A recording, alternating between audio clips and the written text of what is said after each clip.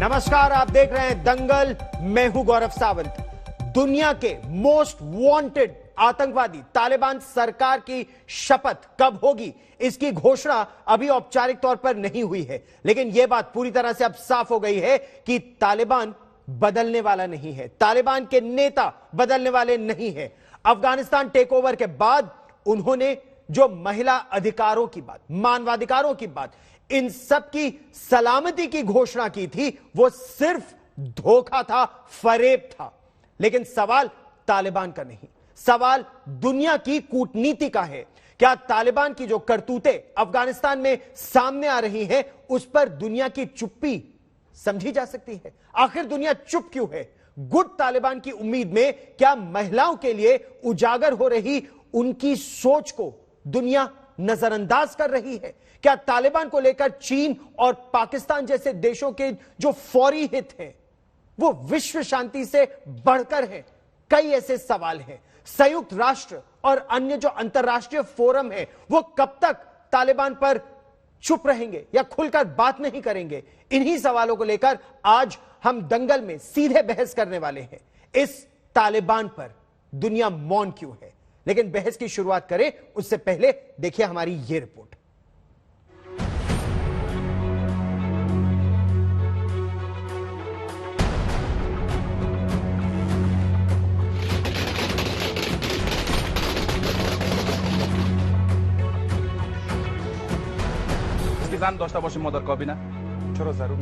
एक महिला मंत्री नहीं बन सकती। ये ऐसा है जैसे आप उसके गले में कुछ डाल दें जिसे वो उठा नहीं सकती। एक महिला के लिए कैबिनेट में होना जरूरी नहीं, उन्हें बच्चे पैदा करने चाहिए।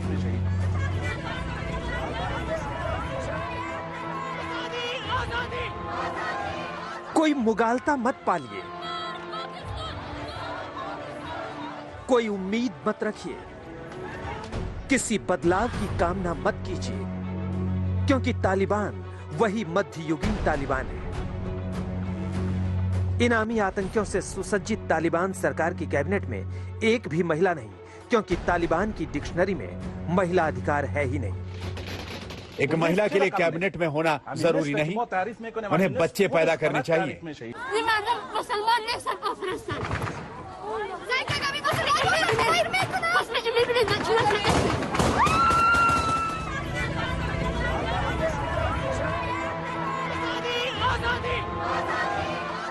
अपने अधिकारों के लिए सड़कों पर उतरने वाली महिलाओं से तालिबान डरा हुआ है।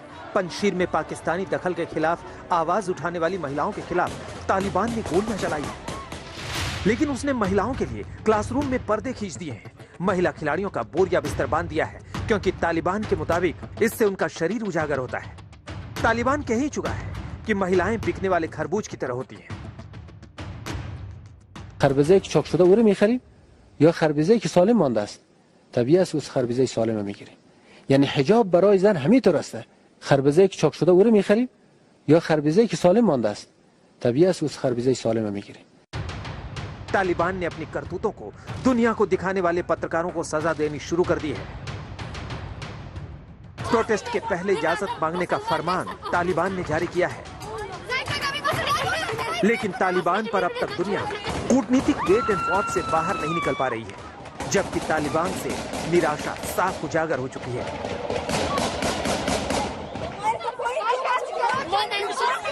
First of all, I salute all the brave women of Afghanistan. It is quite risky to do what they are doing.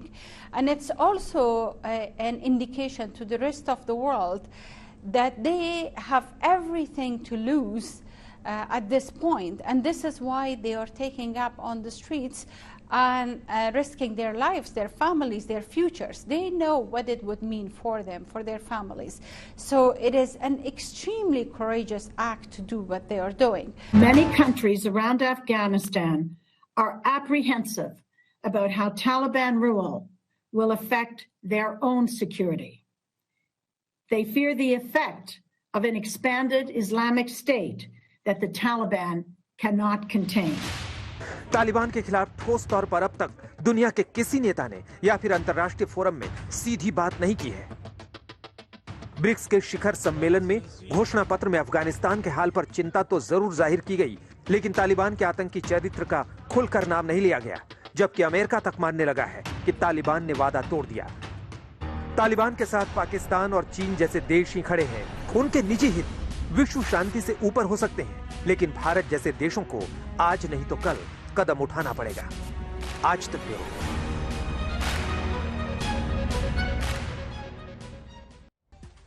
दूसरी तरफ पाकिस्तान यह दावा कर रहा है, पाकिस्तान के वित्त मंत्री ने यह दावा किया, उनके फाइनेंस मिनिस्टर ने यह दावा किया है कि वो रुपीज में ट्रेड करेंगे, व्यापार करेंगे अफगानिस्तान के साथ, अपने अधिकारियों को भेजेंगे वो अफगानिस्तान में ताकि तालिबान की मदद की जा सके। तो क्या पाकिस्तान अफगानिस्तान में समस्या का हिस्सा है या समाधान का? चर्चा करते हैं। जेड तरार प्रवक्ता है अमेरिकी विदेश मंत्रालय के, हमारे साथ जुड़ रहे हैं। गौरव भाटिया प्रवक्ता है भारतीय जनता पार्टी के। मेजर जनरल संजय मेस्टन रक्षा विशेषज्ञ है, पूर्व डिफेंस अटैचे रह चुके हैं भारत के अफगानिस्तान में, वो हमारे साथ जुड़ रहे हैं। अब्दुल समद याकूब प्रवक्ता है पाकिस्तान में इमरान खान की जो पार्टी है पाकिस्तान तहरीक इंसाफ, वो हमारे साथ जुड़ रहे हैं। शाहीन मोहम्मदी अफगानी पत्रकार हैं, वो हमारे साथ जुड़ रही हैं। लेकिन सबसे पहले मैं जेड तरार से जानना चाहूंगा कि क्या यह अमेरिका की सबसे बड़ी हार है कि कल 9/11 की 20वीं बरसी है और 9/11 की 20वीं बरसी पर अफगानिस्तान में तालिबान की सरकार होगी और पाकिस्तान उसका साथ दे रहा है। जेड तरार।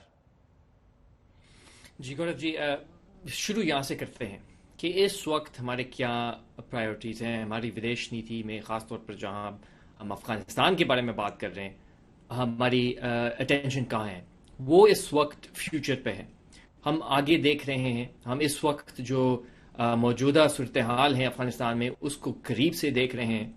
हम अपने साझेदारों के साथ मिलकर काम कर रहे हैं। जो हमारी क्या प्रायोरिटीज़ हैं इस वक्त अफगानिस्तान में, एक तो ये है कि हम चाहते हैं कि जितने भी चार्टर फ्लाइट्स हैं अफगानिस्तान में वो फौरी तौर पर जाने दें।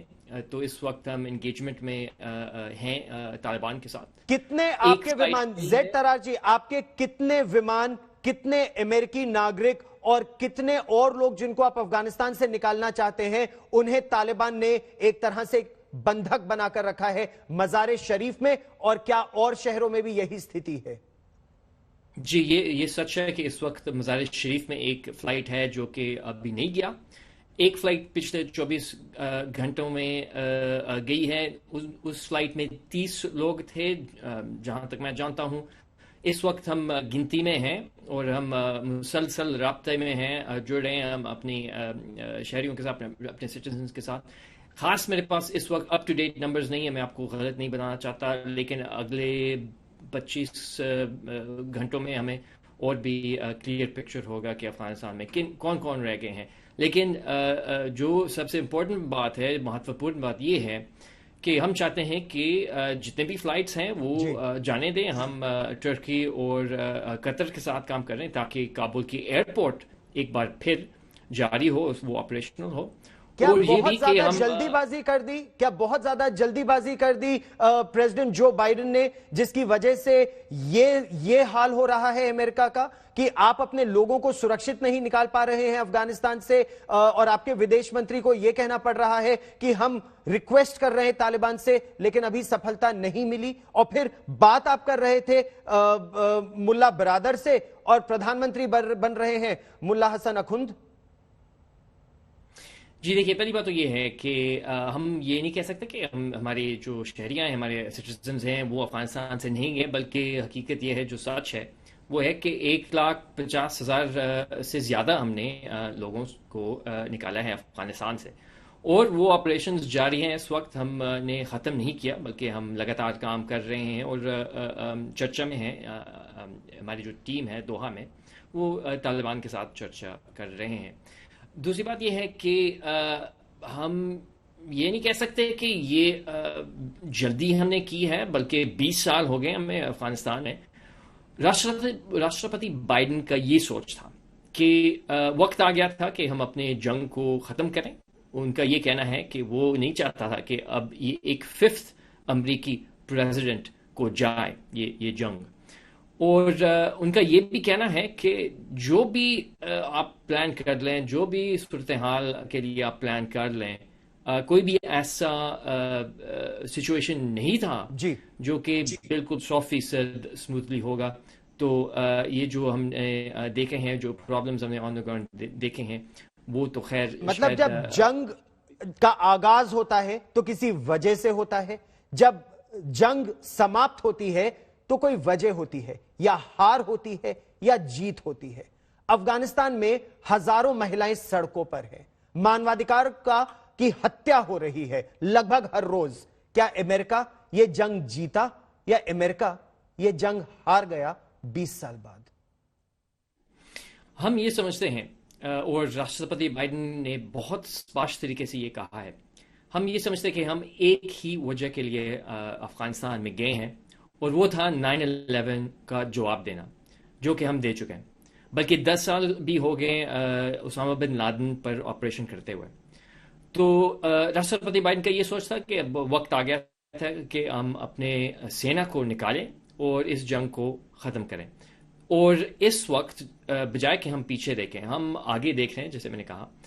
और इसीलिए बल्कि चंद दिन पहले जर्मनी में हमने एक मिनिस्टेरियल को कायम किया है, उसको हमने चलाया है जर्मनी के साथ, जिनमें 22 नेशंस भी शामिल थे और नेटो भी था। और हम इन 22 नेशंस और नेटो के साथ मिलकर काम कर रहे हैं ताकि हम बिल्कुल तालिबान पर दबाव लगाएं और उनको साफ तरीके से हम कहें कि जो उनके वादे थे, जो हमने सुने हैं उनसे, और जो ऑन द ग्राउंड रियलिटी है, वो दो अलग चीजें हैं। लेकिन हम जब आप अपने लोगों को सुरक्षित निकालने में इतनी विनती करनी पड़ रही है तालिबान से, इतनी हुज्जत करनी पड़ रही है तालिबान से, तो वो क्या आपकी बात मानेंगे कि वो मुल्ला बिरादर से और शेर अब्बास तानिकजाई से तो आपकी बात करवाते हैं, लेकिन फिर सिराजुद्दीन हक्कानी को अपना इंटीरियर मिनिस्टर बना देते हैं, उन पर आपका $1 मिलियन की जो बाउंटी है। अब क्या अमेरिका सिराजुद्दीन हक्कानी से बात करेगा, या फिर जो यूएन डेजिग्नेटेड ग्लोबल टेररिस्ट है इस लिस्ट में, क्या आप उनसे बात करेंगे? देखिए, यहाँ पे शायद हम बहुत अगर तफसील में जाएं तो हम यहाँ पूरा दिन गुजार सकते हैं, लेकिन जो अहम बात वो ये है, महत्वपूर्ण बात ये है कि इंगेजमेंट एक तरफ है, यानी कि जो चर्चा आप कर रहे हैं किसी से, वो एक अपनी जगह है, और जो उसका एक अपनी मकसद है, यानी कि जो चार्टर फ्लाइट्स आ रहे हैं उस पर चर्चा करना, वो अलग बात है। और जो फॉर्मल रिकग्निशन है, डिप्लोमेटिक रिकग्निशन पूरे विश्व में, वो अलग बात है। और मैं ये भी कहूँगा कि हम सिर्फ बैठे हुए नहीं हैं, सिर्फ चर्चा नहीं कर रहे, बल्कि पूरी इंटरनेशनल कम्युनिटी इस बात पर जुड़ी हुई है। जो पूरी इंटरनेशनल कम्युनिटी की आप बात करते हैं, उनमें एक पाकिस्तान भी है। पाकिस्तान के डीजी आईएसआई अफगानिस्तान के काबुल में जाकर बैठ गए, उनके प्रधानमंत्री ने ब्रेकिंग शैकल्स ऑफ स्लेवरी जैसे बयान दिए। उनके जो फाइनेंस मिनिस्टर हैं, आज उन्होंने कहा कि वो रुपीज में तालिबान के साथ ट्रेड भी करेंगे और अपने अफसरों को भी भेजेंगे वहां पर तालिबान को स्टेबलाइज करने के लिए, उनकी हेल्प करने के लिए। पाकिस्तान क्या पार्ट ऑफ द प्रॉब्लम है या पार्ट ऑफ द सोल्यूशन है आपकी नजर में, अमेरिका की नजर में?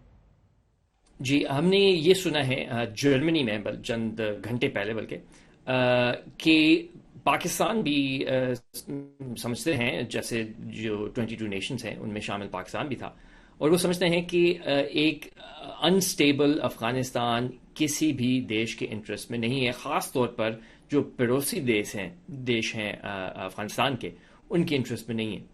तो हमने यही सुना है उनसे कि वो भी यही चाहते हैं, एक इंक्लूसिव गवर्नमेंट चाहते हैं, एक स्टेबल गवर्नमेंट चाहते हैं अफगानिस्तान में, ह्यूमैनिटेरियन क्राइसिस को वो कम करना चाहते हैं अफगानिस्तान में। और वो ये भी समझते हैं, और जैसे ये 22 नेशंस थे, वो ये भी समझते हैं कि ह्यूमन राइट्स और महिलाओं को सुरक्षित रखना भी एक महत्वपूर्ण प्रायोरिटी है। जेड तरार, आप आज तक पर मेरे साथ जुड़े, बहुत बहुत धन्यवाद। शाहीन मोहम्मदी, आपने जेड तरार की बात सुनी, अमेरिका के स्टेट डिपार्टमेंट के प्रवक्ता हैं, उनकी बातों से क्या आपका मनोबल बढ़ता है या घटता है, या आपको और टेंशन होता है कि कोई पाकिस्तान पर कोई किसी तरह का अंकुश या तालिबान पर कोई अंकुश कोई लगा ही नहीं रहा है? सबसे पहले अस्सलाम वालेकुम पूरे दुनिया वालों को। और मुझे कुछ ज़रूरी बात पाकिस्तान के बारे में कि उनको मैं ये वारंट दूंगी, एक महिला के मैं अफगान महिला होने के नाते पे, कि हम लोगों का इंग्लिश या इंग्लिश, रूसिया, अमेरिकन कुछ नहीं कर सका। पाकिस्तान तो छोटा सा है, हम इसको आने नहीं देंगे, इसको जगह देने का मौका नहीं देंगे और हमको ऐसे कब्जा करने का ये ख्वाब में भी ना देखे। तो ये ख्वाब देख रहे हैं क्या पाकिस्तान ये ख्वाब देख रहा है? अब्दुल समद, क्या पाकिस्तान ये ख्वाब देख रहा है कि वो अफगानिस्तान को अपनी स्ट्रैटेजिक बैकयार्ड बना देगा? आपके जो फाइनेंस मिनिस्टर है उनके स्टेटमेंट को आप किस तरह से देखते हैं? देखिए, पहली बात तो ये कि ये खातून, मैं जिनको अक्सर देखता रहता हूं, इनको सिर्फ पाकिस्तान के खिलाफ जहर उगलने के अलावा और कुछ नहीं आता। जाहिर बात है कि ये हमारे जो पड़ोस मुल्क अगर भारत में बैठेंगी तो उन्होंने वहां पे अपने स्टे को एक्सटेंड करने के लिए, अपने आप को फैसिलिटेट करवाने के लिए पाकिस्तान के खिलाफ जहर ही उगलना और क्या? शायद अब्दुल समद, आपने सुना नहीं होगा कि पूरे काबुल की शहरों की सड़कों पर भी पाकिस्तान मुर्दाबाद के नारे लगे थे, पाकिस्तान के खिलाफ नारे अफगानिस्तान में लगे थे। मुझे मालूम नहीं है, मैं इसलिए पाकिस्तान के बारे में बोल रही हूँ। कभी चीफ मिनिस्टर आते, कभी वजीर दाखिला जैसे हमारे भाषा में होते, ये लोग आते, इनका मतलब है क्या? क्यों अपने फौज को बेचना चाहते हैं? इनका हेल्प नहीं चाहिए। तालिबान जैसे मुंह में बोलते हैं कि हम किसी का हेल्प नहीं चाहिए, तो फिर अपने बॉस का क्यों पीछे और सामने और खुलेआम बोलते हैं? ठीक, इसलिए हम पाकिस्तान को बोलते हैं वो, इसलिए पाकिस्तान तालिबान है, तालिबान सब पाकिस्तानी है। जब आपकी निकम्मी निकट्टू आर्मी जो डॉलर लेके बनाई गई, जिसका बजट $10 बिलियन था, वहां पे अगर वो नहीं लड़ी, बंदूकें फेंक दी, तो इसका कसूर या आप इंडिया से तवक्को नहीं कर सकती या पाकिस्तान पे दोष नहीं लगा सकती। लड़ना आपने खुद था। सॉरी, यही पाकिस्तान, दोहा, कतर, सऊदिया और अमेरिका, ये सब हम लोगों का बेवकूफ बनाते हैं। जिसके लिए आपने डॉलर लिए थे, जिस चीज के लिए आपने यूनिफॉर्म से लेके बंदूकों तक, गन्स, हर चीज आपने ली। अब्दुल समद याकूब जी, आप शायद वो बात नहीं सुन पाए कि अफगानिस्तान की सड़कों पर पाकिस्तान मुर्दाबाद के नारे लग रहे थे। लेकिन गौरव भाटिया, आप एक वकील होने के साथ साथ विदेश मामलों पर भी खासा इंटरेस्ट लेते हैं आप उसमें। क्या पाकिस्तान समाधान का हिस्सा है या समस्या का हिस्सा है? देखिए, आज तक एक बहुत ही गंभीर चैनल है गौरव जी, और यहाँ पे मजाक और चुटकुले नहीं करने चाहिए। पाकिस्तान कभी भी समस्या का हिस्सा बन ही नहीं सकता, क्योंकि आतंकवाद की असली जननी, आतंकवाद का असली अड्डा कहीं है तो वो पाकिस्तान में है। और यहाँ हमारी बहन शाहीन जी बैठी हैं। बड़े गर्व से हर भारतीय की तरफ से मैं एक बात कहूंगा, वो मुसलमान हैं, भारत की नागरिक नहीं है, लेकिन उन्होंने कहां जाके अपने को महफूज समझा। उन्होंने समझा कि भारत एक ऐसा लोकतंत्र है जिसकी धरती पे धर्म ना देख के, कहां की नागरिक है ना देख के, उनको एक सम्मान का जीवन मिल पाएगा, इसीलिए वो यहां आई। ये जवाब है जो पाकिस्तानी प्रवक्ता यहां बैठे उनका। दूसरी बात, अब्दुल जी लगता है कि बहुत पढ़े लिखे व्यक्ति हैं, ये लोग तालिबान का समर्थन कर रहे हैं। मैं इनसे पूछूंगा, इनके घर में भी माँ होंगी, बहन होंगी, बेटी होंगी, क्या वो बच्चे पैदा करने की मशीन है? अब्दुल जी की बारी आए, ये जरूर बताएं, भारत जानना चाहेगा। और एक बात और बताऊं, देखिए अमेरिका का जो अभी रिप्रेजेंटेटिव आपसे बात कर रहा था गौरव जी, कैसे बदला है भारत का स्वरूप। पहले ये होता था कि अमेरिका जो कह दे वो एक विश्व में लकीर खिंच जाती थी, लेकिन जब मोदी जी प्रधानमंत्री बने उसके बाद से भारत पूरे विश्व को दिशा भी दे रहा है, नेतृत्व भी दे रहा है। और इसका बहुत बड़ा उदाहरण है जो कल ब्रिक्स समिट हुई। आप देखिए, एक भ्रम फैलाया जा रहा था कि रूस जो है वो तालिबान को रिकॉग्नाइज करेगा, लेकिन कल रूस ने भी वही बात कही जो नरेंद्र मोदी जी और भारत कह रहा है कि आतंकवाद को बढ़ावा कोई नहीं दे सकता, तालिबान। और भारत खासकर अपनी ताकत से खुद इतना सक्षम है कि वो किसी को भी मजा चखा दे, जो मजा हमने पाकिस्तान को कई बार चखाया हुआ है, लेकिन चाहे बालाकोट हो चाहे सर्जिकल। जी, लेकिन अभी जो समस्या बड़ी है वो अफगानिस्तान की महिलाओं की है। और अब्दुल समद याकूब जी, अगर आप उत्तर देना चाहें तो क्या आपके घर की महिलाएं अपने आप को अफगानिस्तान में सुरक्षित समझेंगी तालिबान के राज में? वो बच्चा पैदा करने की मशीन है, ये पूछिएगा। मैं रिस्पॉन्ड करना चाहूंगा भाटिया जी को। देखिए, जहां तक बात आती है, आप भी एक इंसान है, मैं भी एक इंसान हूं, भले हम एक दूसरे के दुश्मन कहलाते हों, लेकिन जहां पे इंसानियत की बात आती है, औरतों के हकूक की बात आती है, ह्यूमन राइट्स की बात आती है, आपके और मेरे दरमियान में फर्क नहीं होना चाहिए। जहां पे अगर तालिबान वहां पे अगर औरतों के ऊपर जुल्म करेंगे या पाबंदी लगाएंगे या औरतों को इस तरीके से करेंगे जिस तरह से पहले करते आ रहे हैं, तो मैं आपके साथ खड़ा हूं, चाहे उनकी मुजम्मत करनी पड़े, चाहे जिस तरीके से उनको प्रेशराइज करना पड़े। नहीं, कहीं लेकिन पे भी आप तो पैसा दे रहे हैं, आपकी सरकार तो पैसा दे रही है, आपकी आर्मी तो मतलब एक मिनट, आपकी आर्मी तो लड़ाई कर रही है तालिबान के लिए। भाटिया जी, एक और बात ऐड कर दूं आपको। यहाँ पे द मोस्ट रेलिवेंट पर्सन जो अफगानिस्तान के सब्जेक्ट के ऊपर बैठे हैं, वो आपके मिलिट्री साबिक मिलिट्री अताशे जो है अफगानिस्तान में थे, मेजर जनरल साहब। ये मोस्ट रेलिवेंट है इस सब्जेक्ट के ऊपर। बात यह है कि इनसे पूछे कि क्या जब ये फॉल ऑफ काबुल या जो इन्होंने जलालाबाद फतह किया, इससे पहले क्या 10 साल से तालिबान 50% से ज्यादा इलाके पे काबिज नहीं था? क्या वहां पे उस वक्त आपने विमेन राइट्स की बात की? ये जो शाहीन बैठी है, इनको पता नहीं है रूरल एरियाज में नहीं, तो जो बड़ी बात है वो ये भी है, क्या जनरल मिस्टन क्या ये संभव था पाकिस्तान आर्मी और आईएसआई की मदद के बिना, जो अब्दुल समद याकूब आज कह रहे हैं और पाकिस्तान की रूलिंग पार्टी के प्रवक्ता हैं, वो कह रहे हैं कि अगर महिलाओं के अधिकारों का हनन होगा तो वो भी उसकी मजम्मत करेंगे, लेकिन क्या इन्हीं की सरकार तालिबान की मदद नहीं करती थी हमेशा और करती है? जनरल मिस्टन बिल्कुल सही बोला आपने। तालिबान को तो खड़ा पाकिस्तान ने किया था और सारा सपोर्ट तालिबान ने दिया था। जब यूएस फोर्सेस आईएसएफ के अंदर में आए थे तो कहाँ गई थी ये तालिबान? पूरा तालिबान पाकिस्तान में था और वहीं पर बेसिस में ट्रेनिंग कर रहा था और उसके बाद रिकू करके वहां पर वापस जाके हमले कर रहा था अमेरिकन ट्रुप्स के ऊपर और अफगान नेशनल सिक्योरिटी फोर्सेस के ऊपर। एक इन्होंने बात उठाई है अफगान नेशनल आर्मी के ऊपर। पहली बात, अफगान नेशनल आर्मी की जो स्ट्रेंथ थी वो थी 1,85,000 और उसमें मैं बताना चाहूंगा वो बहुत इफेक्टिव आर्मी थी और इनको पता होगा कि इन्हीं की पोस्ट पे एक हमला हुआ था 2014 के दरमियान और वो बहुत ही कामयाब हुआ था, जिसमें पूरा अफगानिस्तान यूनाइटेड हो गया था। दूसरा, तालिबान के कुछ नुमाइंदे काफी भारी तादाद में बदाख्शान में आए थे। ये मैं तब की बता रहा हूँ जब मैं वहां था। उधर भी ये डिफेंस मिनिस्टर जो अफगानिस्तान के बिस्मिल्लाह खान, वो खुद वहां पर 15 दिन थे। उन्होंने मिलिट्री ऑपरेशंस को लीड किया और तालिबान को खदेड़ा था। तो अफगान नेशनल आर्मी बहुत इफेक्टिव थी और उनकी जितनी मैंने ट्रेनिंग देखी थी सब कुछ वो बहुत अव्वल दर्जे की थी जी। तो ये बोलना कि वो असंभव थी वो गलत है। ये हालात इस प्रकार थे कि अमेरिका ने साथ ही साथ, आपको पता है कि ये पीस ट्रीटी जो चलाई थी ट्रंप ने और उसमें एक बहुत बड़ा क्लॉज था कि 5,000 प्रिजनर्स ऑफ ये प्रिजनर्स को रिलीज करना है, कैदियों को। वो कौन थे कैदी? यही तो थे सारे अलकायदा तालिबान वगैरह। ये कोई टर्म्स ऑफ रेफरेंस थे? अमेरिका ने और क्या ये सारा ऑर्केस्ट्रेट पाकिस्तान की आईएसआई कर रही थी? अब्दुल समद याकूब जी, जो अत्याचार इस समय हो रहा है, दुनिया इस समय हिल गई है कि तालिबान अफगानिस्तान में आ गया एक बार फिर, क्या ये आपकी सेना और आपके लोगों ने कराया?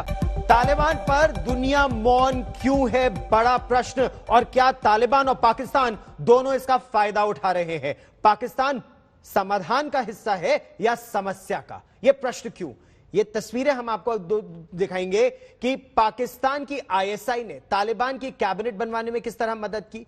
फिर पाकिस्तान में एक खास मदरसा है और उस मदरसे के छात्र इस समय तालिबान की कैबिनेट का हिस्सा है। एक नहीं, दो नहीं, 5-5। देखिए, ये तस्वीरें हैं जामिया दारुल उलूम हक्कानिया की। यह पेशावर में मदरसा है और भारत नहीं, दुनिया के कई देश कह रहे हैं कि यह यूनिवर्सिटी ऑफ जिहाद है। इस यूनिवर्सिटी ऑफ जिहाद में तालिबान के लड़ाके भी पढ़ते हैं और उनके मंत्री भी पढ़ते हैं। और यही प्रश्न मैं अब्दुल समद याकूब से पूछना चाहूंगा कि यह तालिबान बनवाया पाकिस्तान ने, यूनिवर्सिटी ऑफ जिहाद चलाते हैं आप, एक टेरर सेंट्रल, एक जिहाद सेंट्रल।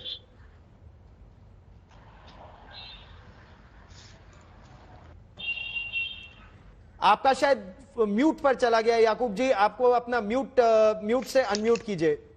जी, मैं ये कह रहा था, यही आपकी जो मिसकैलकुलेशन में, जो आपकी असेसमेंट ठीक नहीं होती, उस वजह से आपको लगता है कि मदरसों का जो हमारे यहाँ जो काम रहा है वो सबसे ज्यादा फलाही काम मदरसों ने किया है। यहाँ पे इतनी बड़ी कोई और फ्री एजुकेशन लोगों के लिए और नहीं हो सकता जो रोल मदरसों का रहा है। या तो फ्री एजुकेशन AK-47 चलाने में, या फ्री एजुकेशन IED बनाने में। यही आपकी एक असेसमेंट गलत होती है कि शायद जो मदरसों में ये काम हो रहा है। हाँ, यहाँ के मदरसों में जो रेफ्यूजीज आए थे वहां से, अफगानिस्तान से अगर आए थे, वो यहाँ पढ़ के गए हैं, तो जरूरी नहीं है कि जनाब वो जो भी पढ़ के जाएगा वो वहां पे अगर, तो वो तालिबान का क्या मतलब है? स्टूडेंट्स वो वॉर लॉर्ड्स के खिलाफ खड़े हुए थे उस वक्त जब वॉर लॉर्ड जो है ना पूरी गुंडागर्दी कर रहे थे, वॉर माफिया बना हुआ था। ये अगर आप हिस्ट्री, ये मेजर जनरल साहब बैठे, ये तो तालिबान की बेहतर हिस्ट्री जानते होंगे कि किस तरह नेचुरली उन्होंने इमर्ज किया था। हम ये नहीं कह रहे जनरल मिस्टन, हो सकता है कि हाँ, जनरल मिस्टन, अगर पाकिस्तान यही हिस्ट्री पढ़ता है, इसीलिए पाकिस्तान जब आर्मी पब्लिक स्कूल पेशावर पर भी हमला होता है तो उसे लगता है बाहर ने कराया, जबकि उनके अपने पढ़े पढ़ाए बढ़े लोग उन्हीं के देश में लोगों को मार रहे हैं। जनरल मिस्टन, आप बिल्कुल सही बता रहे हैं। अभी मैं बताना चाहूंगा ये पाकिस्तानी प्रवक्ता को कि जो ये यूनिवर्सिटी ऑफ जिहाद है और ये जो मदरसों की बात कर रहे हैं, मैंने तो वहां मदरसों की ऐसी ऐसी रिपोर्ट्स देखी हैं और फोटोग्राफ्स देखी हैं, वीडियोस देखे हैं, जो अंडरग्राउंड हैं, प्रॉपर बंकर्स हैं। काहे के लिए? उनको वहां स्टूडेंट्स को किस चीज का खतरा है? जो यंग स्टूडेंट्स ये जो बोलते हैं, नंबर 1। नंबर 2, नॉर्थ वजीरिस्तान में तो इनकी एक क्वेटा में, ये नॉर्थ वजीरिस्तान में वहां पर सुसाइड बॉम्बर्स की फैक्ट्री है जी। वहां पर ये बच्चे छोटे छोटों को मोटिवेट करते हैं और वो खरीदे जाते हैं पाकिस्तान के गरीब घरानों से और अफगानिस्तान के गरीब घरानों से। उनको पैसे दिए जाते हैं, वो बच्चों को यहाँ रखा जाता है, सुसाइड बॉम्बरिंग की ट्रेनिंग दी जाती है। और एक इंडियन एम्बेसी के पास ही, जब मैं वहां पर था, ISF और हमारे इंडियन एम्बेसी के रास्ते में एक बच्चा, वो बेचारा उड़ गया था, जो सुसाइड बॉम्बर था। उसकी उम्र मुश्किल से 13 साल भी नहीं थी और वहां जितने बच्चे इर्द गिर्द थे वो सारे मर गए थे। वो दृश्य तो मैं जिंदगी में कभी नहीं भूल सकता। तो और दुर्भाग्य की बात सोचिए शाहीन मोहम्मदी जी, जो दुर्भाग्य की बात है कि उस सुसाइड यूनिवर्सिटी का जो हेड है वो अब तालिबान की सरकार में डिप्टी इंटेलिजेंस का मिनिस्टर हो जाएगा, हक्कानी, सराजुद्दीन हक्कानी के नीचे, और उनका नाम है ताज जवाद। शाहीन जी, सबसे पहले ये बताऊं कि ये मदरसे और यूनिवर्सिटी जो पाकिस्तान में बनते हैं सिर्फ अफगानिस्तान के लिए बनते हैं, पाकिस्तानियों के लिए क्यों नहीं है? जितना लोगों को वहां पढ़ाते हैं, ब्रेन वॉश करते हैं, उनको उनका फ्यूचर को फॉर्मेट करके सिर्फ यही पढ़ाते हैं कि वहां जाओ, हथियार ले लो और अपने भाई के साथ लड़ो, अपने भाई को मार दो। ये कुरान पाक में लिखा हुआ है कि भाई के साथ लड़े और उसको मार दे और उसको उसके साथ ऐसे मारा मारी कर ले। ये यूनिवर्सिटी कैसे यूनिवर्सिटी है? जैसे अपने तालिब भाई पंजशीर की पब्लिक जो वो भी अफगानी अपना है, उसको मार दो जी। ऐसे में भारत का क्या रुख होना चाहिए? गौरव भाटिया, भारत को के लिए तो खतरा भी बड़ा है, लेकिन कई एनालिस्ट ये कह रहे हैं कि भारत की इतनी चुप्पी क्यों?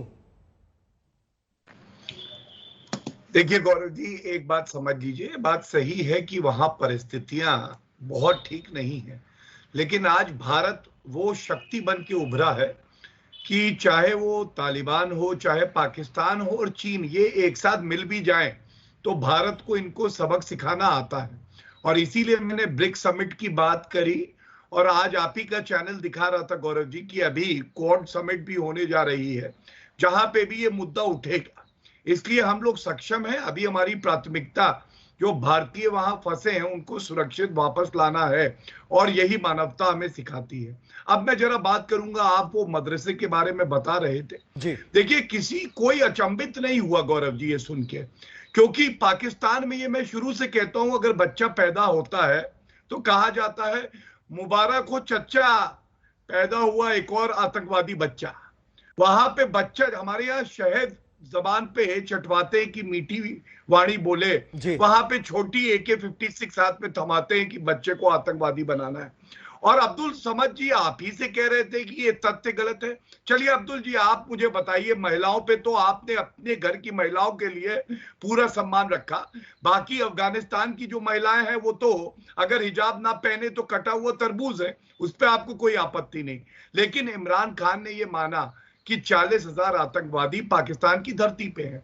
ऐसे देश को आप क्या कहेंगे? आतंकवादी देश कहेंगे या आगे बढ़ता हुआ एक देश कहेंगे? ये देश पाकिस्तान है। दूसरी बात, पूरे विश्व के 132 यूएन डेजिग्नेटेड आतंकवादी आपको पता है कहां है? मुझे पता आपकी नजरें शर्म से झुक रही हैं, वो पाकिस्तान में है, जिसका दूसरा नाम आतंकिस्तान है। आप इतने डरपोक हैं समझ जी कि आपके जो सैनिक हैं जो लड़ते हुए मर जाते हैं उनके शव आप नहीं लेते हैं। और दुख की बात क्या है कि शायद भविष्य में इस आतंकिस्तान का प्रधानमंत्री हफीज सईद बन जाए, क्योंकि उसकी एक पॉलिटिकल पार्टी है। आप बताइए, हमारे स्वतंत्र होने में केवल एक दिन का फासला था, भारत वर्ल्ड लीडर बन गया और आप टेररिस्ट के लीडर बन गए। ये फर्क आया है। कभी आत्मचिंतन अब्दुल समद जी, क्या आपको पाकिस्तान को भी खतरा लगता है कि ये जो आतंकवाद इस पूरे क्षेत्र में है, खासतौर पर एफपैक रीजन में, जैसे आर्मी पब्लिक स्कूल पेशावर में आपके बच्चे मारे गए थे, ऐसा फिर हो सकता है क्योंकि आतंक की यूनिवर्सिटी आप ही के देश में है? गौरव जी अब जरा थोड़ा सा तहम्मुल से मेरी बात सुन लीजिएगा। आप मैं ये कहूंगा भाटिया जी को कि भाटिया जी आपने जो जनरल साहब आपको वहां पे अपना इनपुट देते रहे ना, उनका तो काम था ना कि आप पॉलिटिशियन है, बीजेपी के हैं, रूलिंग पार्टी के, बात करिए, बाकी इधर उधर की बात नहीं अब्दुल जी। और मैं सुनूंगा। इमरान खान ने कहा 40,000 आतंकवादी आपकी धरती नहीं, आपने कहा, आपने पाकिस्तान के बारे में सारी अपनी राय दिया। मेरी बात मैंने बड़ी खामोशी से सुनी आपकी बात। आप लोग ना एमको की जन्नत में रहते हैं कि वहां से आप असेसमेंट लेते हैं गलत। अहमको की जन्नत में कौन है? ये तो पूरी दुनिया देख ही रही है। अहमक कौन है ये तो दुनिया देख ही रही है। आधा मिनट दे दें, मैंने आपको बिल्कुल खामोशी से सुना। मैं ये कहूंगा कि एक तो आपने ये बिठाई प्रवक्ता या जिसको भी आप ये कह लें शाहीन, कि जिसको हेलीकॉप्टर से लटकता हुआ बंदा जो है ना फांसी का फंदा लटकाया लग रहा था, और जो आपको नहीं सुनाई दे रहा पाकिस्तान मुर्दाबाद काबुल की सड़कों पर, आपको नहीं सुनाई दिया? भाई साहब मुझे अफसोस इस बात पे है कि पाकिस्तान का लीडीज क्यों अफगानिस्तान के लीडीज की तरह नहीं है? वहाँ क्यों आजादी है? आजकल चैनलों में जो बुला दिया जाता है, आप दंग से बात करो, मुंह संभाल के बात करो। वहाँ के लीडीज जो होते जो चैनलों में आते, जो मीडिया में आते, वो क्यों, उनका क्यों आजादी है? उनका आजादी क्यों है? हम लोगों का क्यों नहीं है? अरे मैं सभी से निवेदन करता हूँ जी, मैं सभी से निवेदन करता हूँ, सभी से निवेदन करता हूं, आप भी अहमकों की जन्नत जैसे अगर शब्दों का इस्तेमाल करेंगे तो उत्तर आपको भी मिलेगा। हम लोग सब बिल्कुल रिस्पेक्टफुली इसको डिबेट को ट्रीट करें, लेकिन फैक्ट्स पर रहे। फैक्ट्स अभी यही है कि पाकिस्तान क्या एक क्लाइंट स्टेट के रूप में इस्तेमाल कर रहा है अफगानिस्तान को। क्यों आपके डीजी आईएसआई वहां गए? क्यों आपके प्राइम मिनिस्टर कहते हैं कि ये शैकल्स ऑफ स्लेवरी तोड़ दिए? क्यों आपके फाइनेंस मिनिस्टर कह रहे हैं कि रूपी ट्रेड होगा और आप अपने अधिकारी भेजेंगे अफगानिस्तान में तालिबान को गाइड करने के लिए? तालिबान कौन है आपके? क्या आईएसआई, क्या हमारा इंटेलिजेंस चीफ पहला दुनिया का इंटेलिजेंस चीफ था जो काबुल गया था? क्या उससे पहले कतर का नहीं गया? क्या सीआईए डायरेक्टर वहां पे नहीं मिला? सॉरी इस सिचुएशन में जरूरत नहीं है वो किसी के आने का। इस सिचुएशन में किसी का जरूरत नहीं आने का। जो अभी जो हमारा नेता नहीं सर, हमारा जो नेता अभी तक मालूम नहीं है, अभी तक कोई नेता नहीं बना है, कोई हुकूमत नहीं बन गया है, अक़वाम मुत्तहिदा उनको कबूल नहीं किए, उसकी आने का जरूरत क्या है? ये अनपढ़ गवारों का रास्ता दिखाने के लिए जो ब्रेन वॉश होकर यूनिवर्सिटी में। मेरा सभी से निवेदन ये है, शालीनता से हम आगे चलेंगे, लेकिन जनरल मिस्टन क्या पाकिस्तान ने पूरी तरह से ये दिखा दिया है या पूरी दुनिया को पाकिस्तान ये संदेश दे रहा है कि काबुल का रास्ता रावलपिंडी होकर जाता है? मैं इस्लामाबाद नहीं कह रहा हूं, इमरान खान इंपॉर्टेंट नहीं है, रावलपिंडी GHQ वहां से जाता है। जनरल मिस्टन बिल्कुल सही आपने फरमाया, ये रावलपिंडी से ही रास्ता जाता है और यही इनका इरादा था।